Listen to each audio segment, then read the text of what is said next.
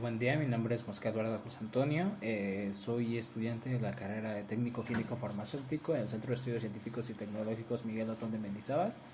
El día de hoy voy a exponer un poquito de lo que es la respiración celular aeróbica y la generación de ATP mediante el ciclo de Krebs y la glucólisis.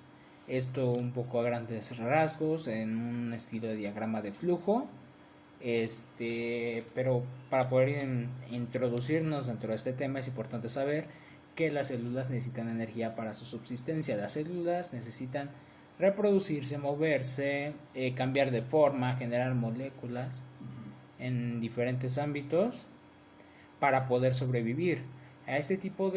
Para poder generar este tipo de movimientos, este tipo de estrategias de supervivencia, es necesario llevar a cabo reacciones químicas, ya sea exergónicas como las reacciones catabólicas o endergónicas como las anabólicas. Las catabólicas se definen como romper estructuras moleculares dentro de la célula para poder generar energía, y las endergónicas es juntar toda esa energía ya generada para poder generar una nueva molécula, ya sea cuando tenemos un reactivo y queremos formar una proteína o en algunos de esos casos. El almacenamiento de estas se lleva a cabo en las moléculas de adenosín trifosfato o células de ATP. A grandes rasgos, la respiración celular, o el único objetivo de la respiración celular, es lograr formar células de ATP a partir de la obtención de glucosa, ya sea de los carbohidratos o de la misma respiración.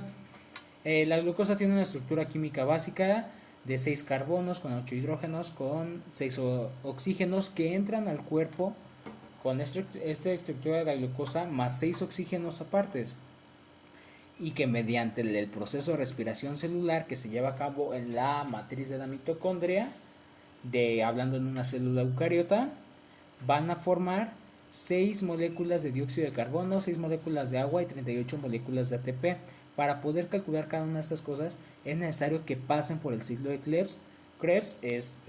A grandes rasgos es glucosa y 6 dióxidos de carbono, 6 agua y 38 ATP, pero en ese inter hay muchos procesos como la glucólisis y el ciclo de Krebs que ahorita voy a explicar. Intentando no embrollarme tanto en este tipo de cosas, la glucólisis sabemos que es la descomposición de la glucosa, por la cual vamos a obtener 2 moléculas de ATP netas, porque invertimos 2 y obtenemos 6, y obtenemos 4, entonces tenemos 2 moléculas de ATP y 2 moléculas de NADH. Esto es lo que obtenemos de la glucosa, que inicialmente por el proceso de glucólisis, que la glucosa se oxida y nos da 2 moléculas de piruvato. La glucosa tiene una estructura molecular de 6 carbonos esenciales. Al descomponerse u oxidarse me genera 2 moléculas de piruvato con 3 carbonos estructurales en cada una de las cadenas más grandes de carbono. Ahora, el ciclo de Krebs empieza o tiene un estado o preparativo, se podría decir, para entrar al ciclo como tal, que es la descomposición, la oxidación del piruvato para poder producir acetil-CoA. Este acetil-CoA, recordemos que la estructura molecular orgánica del piruvato son de 3 carbonos en la cadena más larga. Obviamente está uniendo a más cosas, pero esencialmente 3 carbonos, que al oxidarse, que por el método de oxidación del piruvato se va a desprender una molécula NAD más y se va a transformar en NADH. Es importante tener eso en cuenta para poder formar acetil-CoA. Dentro de este proceso se va a perder un carbono que saldrá del proceso como CO2, y ahí obtenemos la primera molécula de dióxido de carbono.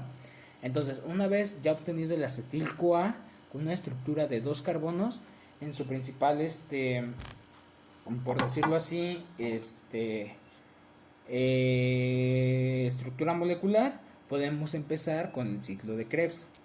Es importante mencionar que el ciclo de Krebs se lleva a cabo 100% mediante catalizadores, se podría decir, entre las enzimas. O sea, hay varios procesos, pasa por varias enzimas que lo van a ir oxidando y oxidando a partir de vamos a decir, se junta en el acetil-CoA y el ácido oxaloacético.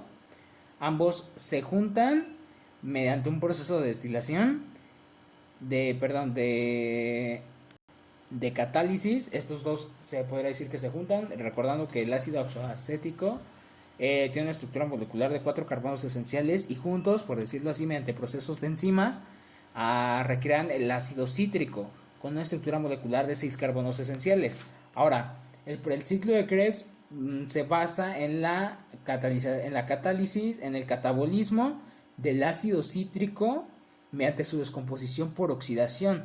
Y este proceso va a pasar por muchas enzimas, que en cada una de las enzimas van a ir desprendiendo moléculas que a la larga, después de pasar por la carga de transporte de electrones, nos van a dar las 38 moléculas de ATP. Ok, esencialmente tenemos desprendimiento de 3 moléculas de NAD más, que se van a transformar en NADH, obteniendo 3 moléculas de NADH por cada piruvato que ya se descompuso, o por cada acetila proveniente de la oxidación del piruvato. Después también vamos a generar una molécula ATP y una molécula de la rama Q2, donde se va a desprender el FAD y se va a producir FADH2. Entonces, con esto podemos sintetizar que por una molécula de piruvato obtenemos 3 NADH, un adenonil trifosfato, y del grupo Q2 obtenemos un solo FAD a partir de un piruvato que se oxidó y formó acetil-CoA. Este proceso se tiene que repetir 2 veces, porque recordemos que a partir de una molécula de glucosa tenemos 2 moléculas de piruvato. Entonces todo lo que hagamos se tiene que multiplicar por 2. Entonces, en más sencillas palabras, del puro ciclo de Krebs obtenemos 6 NADH, obtenemos 2 adenonil trifosfato y 2 FADH2. Entonces, con esto en mente es importante empezar a sumar qué es lo que tenemos. Recordemos que mediante el proceso de la glucólisis ya tenemos 2 moléculas de ATP y 2 de NADH. Después, en el proceso de oxidación del piruvato, obtenemos otra molécula de NADH, que también se va a multiplicar por 2, porque hay que recordar que tenemos 2 piruvatos. Entonces, en la etapa preparativa para el ciclo de Krebs obtenemos 2 NADH. Y luego las 6 moléculas de NADH en el ciclo de Krebs, el adenonil trifosfato, que se multiplica por 2, y el FADH2, que también se multiplica por 2. Entonces, en total, todo este embrollo de cosas, haciéndolos estructuralmente, obtenemos, si tenemos 2 moléculas de ATP de la glucólisis y 2 moléculas de ATP del ciclo de Krebs, obtenemos 4 moléculas de todo el proceso de respiración celular, 4 moléculas de adenonil trifosfato. Luego, si tomamos las primeras 2 moléculas de NADH que nos proporciona la glucólisis, luego la otra molécula de NADH, ya tenemos 3 moléculas, pero acordemos que se multiplica por 2, entonces tenemos 4 moléculas de la glucólisis y del proceso de oxidación del piruvato, más las 6 que ya teníamos del ciclo de Krebs de las 2 moléculas de piruvato, obtenemos 10 moléculas de NADH. Y luego, una vez más, del puro ciclo de Krebs obtenemos 2 moléculas de NADH2. Con esto tenemos 4 ATP, 10 de NADH y 2 de FADH.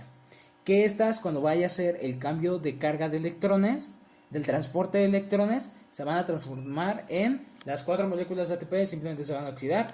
Las moléculas de NADH me van a producir 10 moléculas de ATP, y las moléculas de FADH me van a proporcionar los 4 ATPs que nos faltan, tomando en cuenta así de que todo el proceso fue 100% eficaz. Obtenemos las 38 moléculas de ATP, que es lo que promete la respiración celular, y hay que recordar que no todas las células pueden llegar a estas 38 moléculas de ATP.